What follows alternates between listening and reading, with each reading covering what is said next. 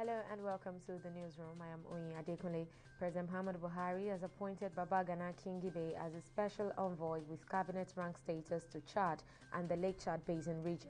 The Secretary to the Government of the Federation, Boss Mustafa, disclosed this in a statement on Monday, and he said that Kingibe's appointment is in consonance with the resolution of the Extraordinary Summit of Heads of State and Government of the Lake Chad Basin Commission member countries on the situation in Chad. According to Mustafa, part of the responsibilities of the special envoy include monitoring developments in Chad and the Lake Chad Basin region and aid reconciliation and seamless progress towards a return to democratic rule at the end of the current Transitional Military Council's rule. And Zamfara State Governor Bello Matawale has dissolved the State Executive Council with immediate effect. A press statement signed by Special Advisor on Media and Communication, Zelani Bapa, says all 23 commissioners are to hand over the affairs of their respective ministries to their permanent secretaries. Secretary to the state government, the Chief of Staff, and the Deputy Chief of Staff have also been relieved of their appointments, as well as the chairman and members of the state commissions and boards of various agencies. The statement adds that the head of service will oversee the office of the Secretary to the state government. A former deputy governor of the Central Bank of Nigeria and ex-presidential candidate Kingsley Moghalu has declared his intention to run for the Nigerian presidency again in the year 2023.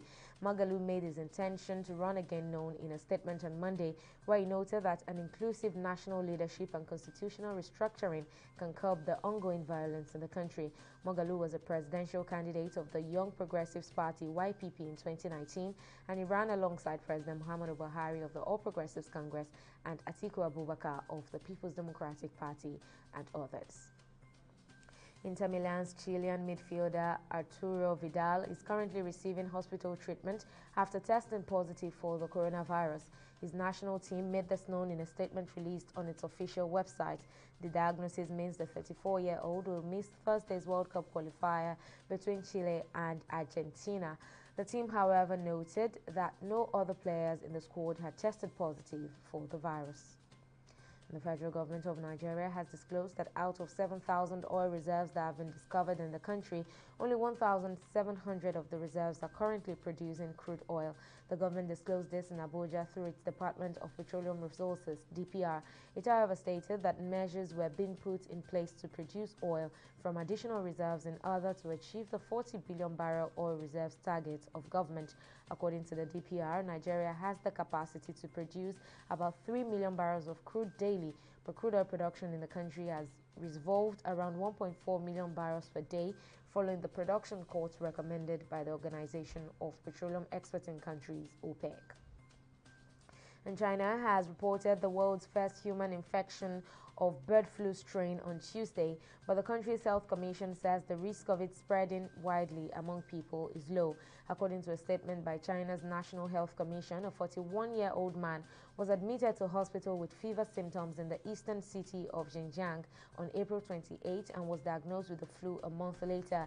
The NHC, however, added that the risk of large-scale spread is extremely low, explaining that the man was in stable condition and his close contacts had reported no abnormalities. And the sports tennis star Naomi Osaka has announced her withdrawal from the French Open a day after she was fined $15,000 and warned that she could face expulsion from the tournament following her decision not to speak with the press during the sporting event. 23-year-old Osaka, who won her first match against Patricia Mara-Teague and was scheduled to face Anna Bogdan in the second round, had released a statement last Wednesday announcing her intention to skip her media obligations during Roland Garros because of the effects of her interactions with the press on her mental health. In a statement on Monday announcing her withdrawal from the event, Osaka said she was leaving the tournament so that the focus could return to tennis after days of attention and widespread discussion. Well, that's the latest update on the newsroom at this time. Please join us again at the top of the hour for more.